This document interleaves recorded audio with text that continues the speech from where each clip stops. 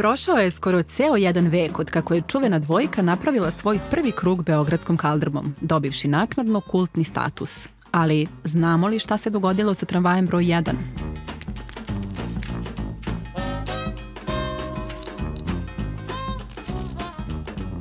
U srcu Beograda, između zamršenih ulica, tramvaj broj 1 nekada je bio nezaobilazni deo gradskog pejzaža.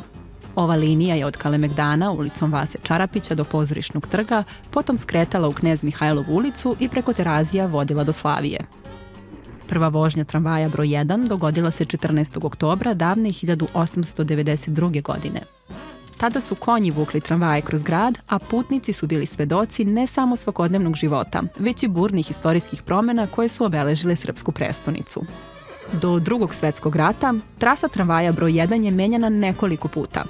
Između dva svetska rata postojala je čak i linija 1A koja je vozila od Hrama Svetog Save, nekadašnjom Prištinskom, a današnjom ulicom Cara Nikolaja II.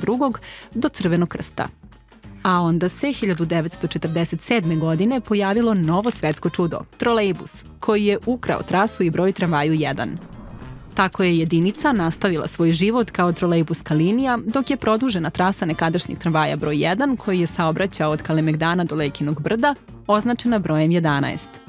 Stanje je bilo takvo sve dok se 1978. godine na beogradske ulice nije vratio tramvaj 1. Ta jedinica je kružila od Kalemegdana do Rakovice, a kasnije i do Kneževca, pa se delimično preklapala sa linijom broj 3.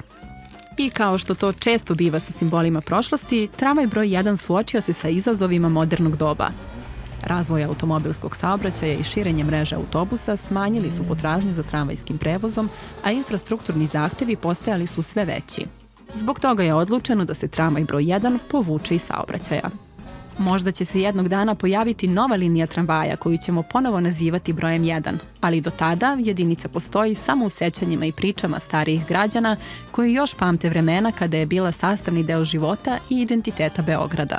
Oblakoderova antena šalje ti signal svakog meseca, zaprati nas na društvenim mrežama i otkri narednu temu.